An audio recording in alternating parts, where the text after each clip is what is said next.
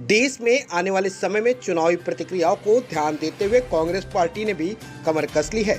आज मुंबई के मालोडी इलाके में कांग्रेस पार्टी के महाराष्ट्र सचिव ठाकुर यशवंत सिंह ने दीपावली मिलन समारोह के उपलक्ष्य में प्रेस से बातचीत करते हुए बताया कि कांग्रेस पार्टी 14 नवंबर से 29 नवंबर तक एक अभियान छेड़ेगी जो लोगों को महंगाई, बेरोजगारी व सबके विरुद्ध लोगों को जन जागृत करेगी। आइए नजर डालते हैं हमारे संवाददाता रितेश तिवारी की इस खास रिपोर्ट पर।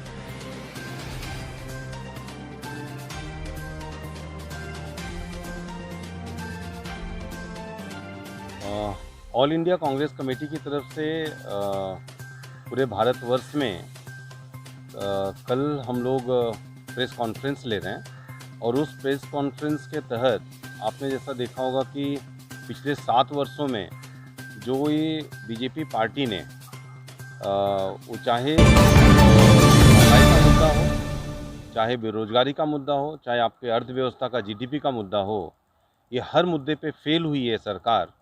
और ये जो इनकी फेलियर है इसको पब्लिक तक हम कैसे लेके जा सकते हैं, लोगों तक हम कैसे इसको लेके जा सकते हैं और लोगों को उसके बारे में कैसे हम बता सकते हैं, इस बारे में हम लोग माननीय नानाजी पटोले जी के नेतृत्व में महाराष्ट्र में कल से जन जागृत अभियान का एक मुद्दा लेके चल रहे हैं और 14 तारीख को नेहरू जी की जयंती के अवसर पर हम इस कार्यक्रम की शुरुआत करेंगे और कार्यक्रम का समापन 29 तारीख को होगा। इस कार्यक्रम में हम डोर टू डोर लोगों के घर जाएंगे और उसमें लोगों को जागृत करेंगे कि ये जो सरकार है, बीजेपी की जो सरकार है, सेंट्रल की जो सरकार है, ये किसानों के साथ इन्होंने क्या किया है। इन्होंने महंगाई के बारे में, जैसा आप जानते हैं कि 400 रुपये का जो आपका सिलेंडर है वो आज 1000 रुपये से ऊपर हो गया। पेट्रोल और डीजल आप देख रहे हैं 100 के पार चला गया है। आपने अगर देखा होगा तो पिछले 2 साल से लगभग 1.5 वर्षों से अगर मैं आपको कहूं तो हमारे क्रिकेटरों ने सेंचुरी नहीं मारी है, लेकिन ये ऐसी सरकार है जिसने कि 3 मुद्दे पे सेंचुरी मारी है, चाहे वो पेट्रोल हो, चाहे वो डीजल हो और या भूखमरी पे भी हम 103 नंबर पे इस समय आकर खड़े हैं। मतलब कि जिस हिसाब से प्राइवेट सेक्टर को इन्होंने सेल किया हुआ गवर्नमेंट प्रॉपर्टी जितने भी है, रेलवे, ये सब, तो क्या वो कांग्रेस की गवर्नमेंट आने के बाद फिर से लिया जाएगा? एकदम और से यूथ को जॉब दिया जाएगा उसके लिए? एकदम से मैं दोनों मुद्दे पे आपको बताना चाहूँगा कि हमारे राहुल गांधी जी ने क्लियर कट एक इंडिकेशन दिया है कि वो चाहे रेलवे हो, चाहे एयर इंडिया हो, चाहे जितने भी संस्थान हैं, जो हमारे संस्थान पिछले 70-75 वर्षों में बने हैं, उस सब संस्थानों को इन्होंने बेचने का काम किया है। प्रॉफिटेबल एक कॉन्सेप्ट ये था कि जो नॉन प्रॉफिट में है उसको हमारे सरकार के समय में उसको डी लिक्विड किया जाता था, लिक्विडेशंस किए जाते हैं। लेकिन इस सरकार ने क्या किया है, इस सरकार ने किया है कि जो प्रॉफिट में है उसको भी बेचे हो। नवरत्न कंपनियां हो जाएं, चाहे आपकी रेलवे हो, चाहे आपका एयर इंडिया हो।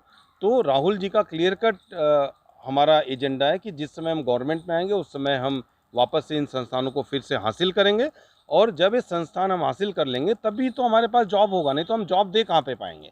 आप कहते हैं हम 2 करोड़ लोगों को जॉब देंगे, सेंट्रल गवर्नमेंट कहती है, जब आप यहाँ के संस्थान को ही भेज देंगे तो आपके पास जॉब क्रिएट कहाँ से होगा। तो इसलिए मैं आपको आपके चैनल के माध्यम से आपको बताना चाहूँगा कि 100% जो हम कमिटमेंट कर रहे हैं कि अगर हमारी गवर्नमेंट आती है तो हम 100% संस्थानों को फिर से। अभी कमिटमेंट ये भी था कि कांग्रेस की गवर्नमेंट के टाइम में पिछले जितने भी थे, मनमोहन सिंह के उस टाइम जीडीपी जो थी वो 6% थी और अभी करंट जीडीपी जो चल रही है वो 24% एबव जा रही है और एजुकेशन लोन जो है 18% जा रहा है। क्यों ऐसा? नहीं, आप 24% जो आप जीडीपी की बात कर रहे हो -24% है। -24% जीडीपी की जब आप बात करते हैं तो लगभग आप देखिए 6% और -24%, कुल मिला के आपका लगभग 30% से हम नीचे हैं जीडीपी में। तो अगर इस तरह का अगर जीडीपी होगा तो आप खुद समझ सकते हैं कि पिछले 3 वर्षों में जो कंडीशंस हुआ है, ये अगर इसी तरह ये कंटिन्यू रह गया तो हम बैंकरप्ट होने में बहुत समय नहीं लगेगा। उसी का एक नतीजा है जो हमारे 103 नंबर पे आ गए हैं हम। पहले हम 40 करोड़ लोगों को हम मुफ्त में राशन देते थे। ये गवर्नमेंट कहती है कि हमारे आने के कारण हम बहुत खुशहाल हो गए, तो आप 80 करोड़ लोगों को क्यों राशन दे रहे हैं मुफ्त में। इसका मतलब इस गवर्नमेंट ने मान लिया है कि 2/3 जो हमारी आबादी है इस समय गरीबी रेखा के नीचे है।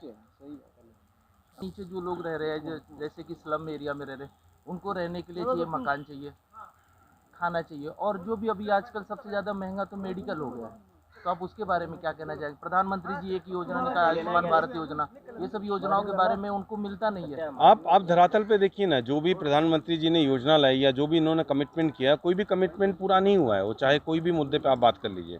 तो इसलिए मैं आपको खुल के बताना चाहूँगा कि चाहे आयुष्मान भारत हो, चाहे आपका हेल्थ से हो, चाहे एडुकेशन पे हो, जितने भी मुद्दे हैं, हर मुद्दे पे गवर्नमेंट फ्लॉप हुई है और ये लोगों को भी अब समझ में आ रहा है। और हमारा एक और कमिटमेंट है कि अगर हम चुन के आते हैं, अगर हम गवर्नमेंट में आते हैं, तो 500 स्क्वायर फीट के जो नीचे जो या 500 स्क्वायर फीट तक के जो फ्लैट होंगे, उस पर हम किसी भी तरह का कोई कर नहीं लेंगे, ये हमारा कमिटमेंट होगा।